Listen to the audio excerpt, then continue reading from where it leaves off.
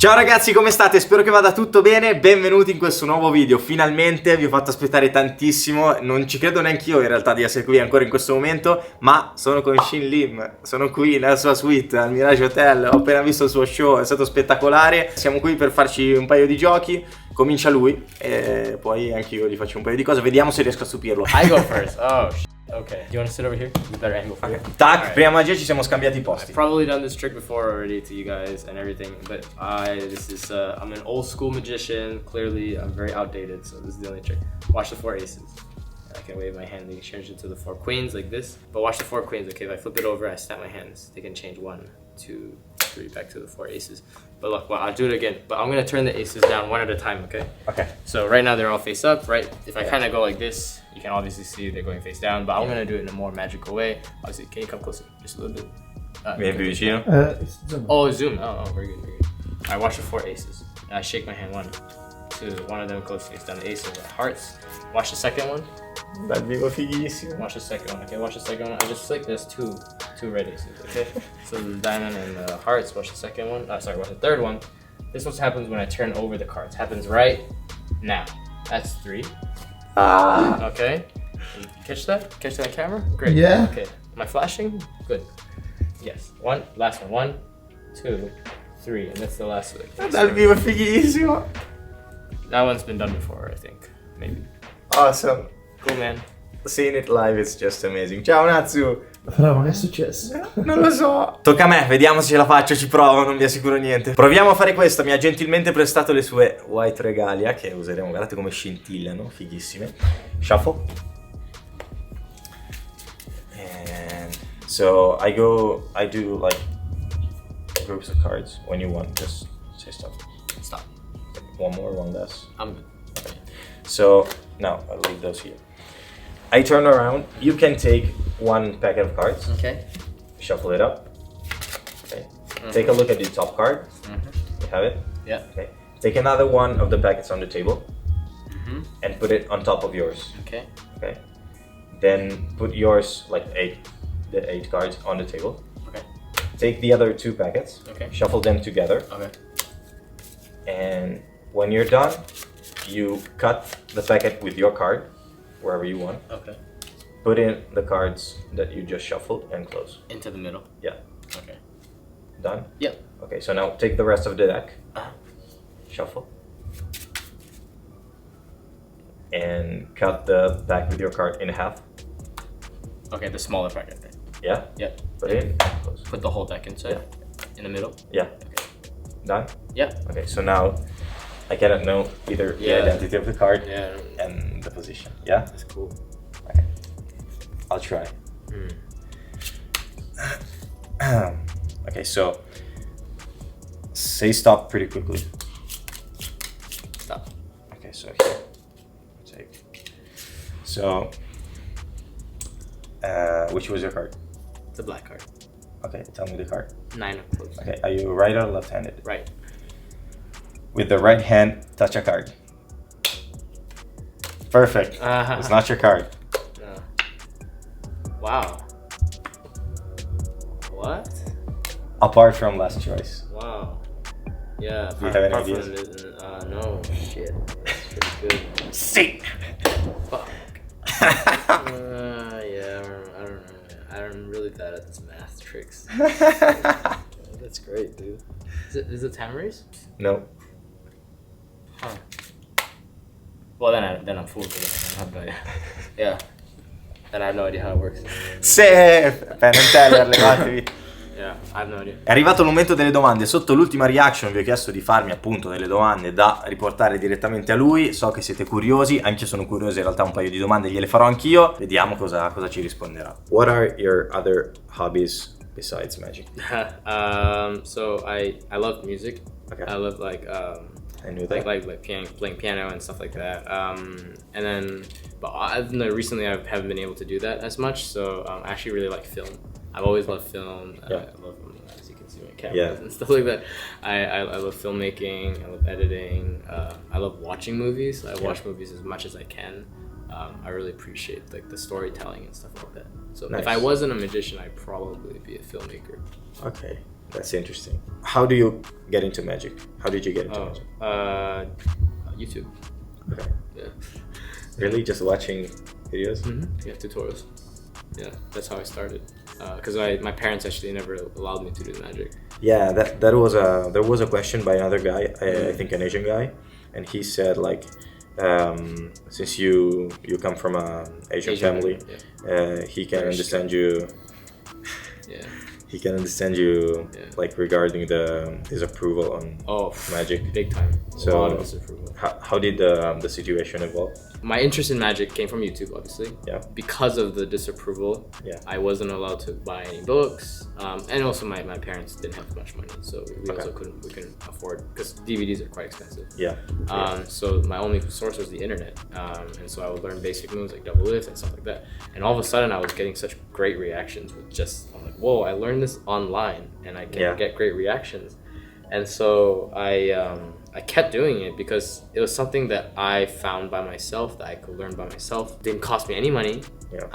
Obviously, just a deck of cards. Yeah. And so for me, that was just so addictive, and I found so much joy in it, and I really fell in love with it. That's why I kept doing it. And when it came to my parents, I think it's an immigrant thing. When you migrate to America or even to a different country, your parents kind of have this need to push your kid to succeed, because they sacrifice so much, you know, of their money and stuff like that.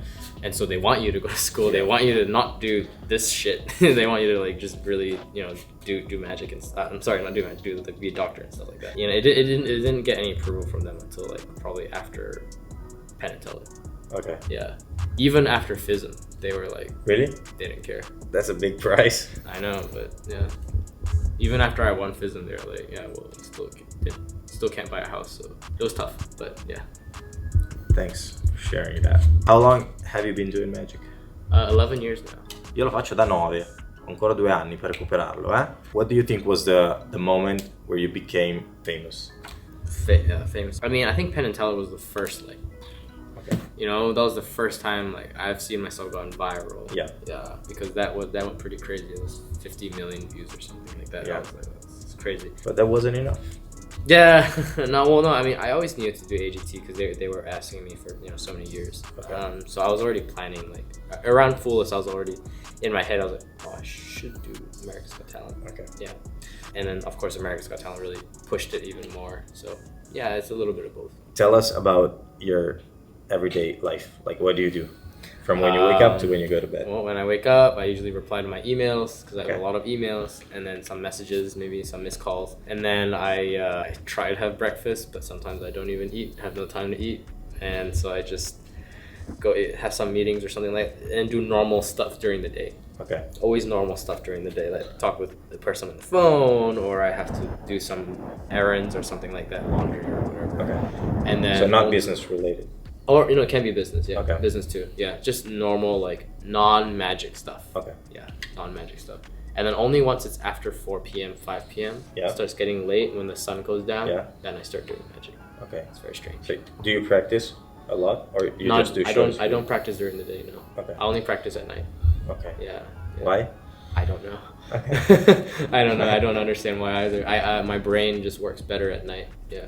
Like when I'm creating or making some stuff, or when I'm practicing some slides, I always do it at night. Yeah, that's a question by me.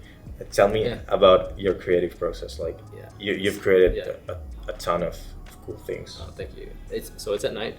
Okay. Yeah. How the ideas come to life? I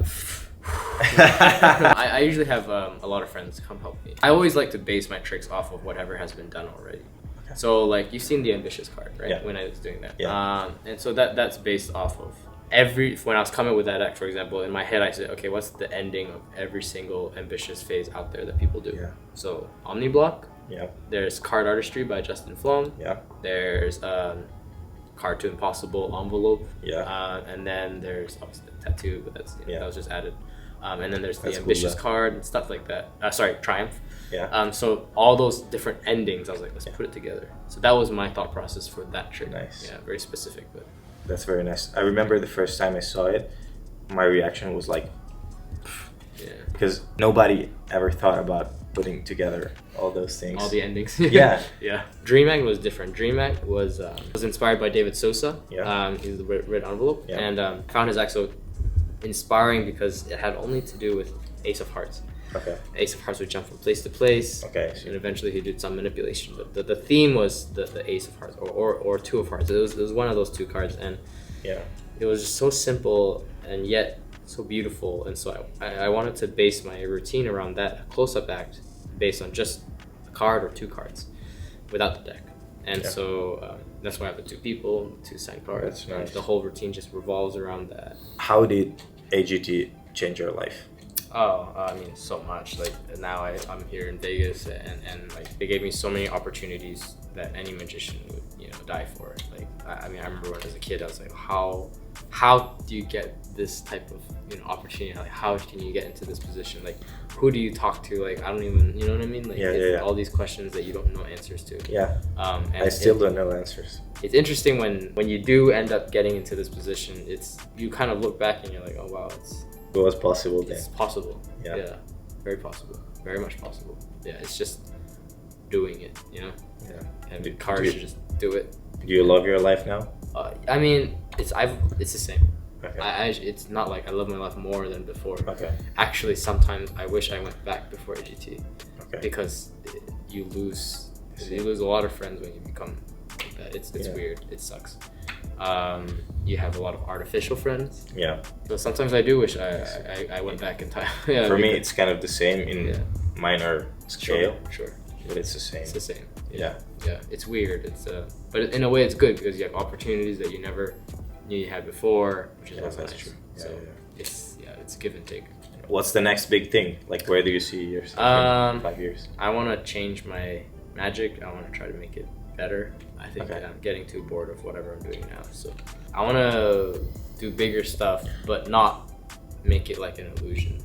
Yeah. Okay. Yeah. Because I think it's too cheesy. No more close up then. No, still still close up, but bigger scale. Not so much like, oh, I make the girl disappear. No, not like Okay. that. Yeah, I I think see. that's too old. I see. Last question, I think. Are you planning to come to Italy? Yes, absolutely. I keep telling Casey, I said, you gotta go to Italy. It's one of the best countries in the world. She loves Italian food. She hasn't had Italian pizza. I'm telling you, you gotta go to. You Gotta have the it. pizza Yeah. in Italy. It's the best. Don't have Domino's or Papa John's or any of that bullshit. It tastes like shit. Everyone always says that New York pizza is the best, but I'm like, oh, no, It's no, no, not. You haven't had Italian. It's not. Yeah. So you don't have any dates yet, though. No. Because you're very busy working here. Yeah, I will go, and when I do, I'll let you know. Yeah, great. Thanks a lot, man. Vi dico una cosa, durante questa intervista ho finalmente realizzato che ero qui con lui a registrare questo video. È un'opportunità grandissima, ovviamente, ci siamo detti anche un sacco di cose off camera, ovviamente. Sono contentissimo di aver avuto questa opportunità, spero di incontrarlo di nuovo. Quando verrà in Italia sicuramente ci incontreremo di nuovo. Gli auguro il meglio, non so più cosa dire. Sono fortunato, mi sento fortunato. It's great to have you here. That's it. And thank you. Thanks, guys. Ci vediamo nei prossimi giorni, nei prossimi video, sempre qui dall'America. Ciao!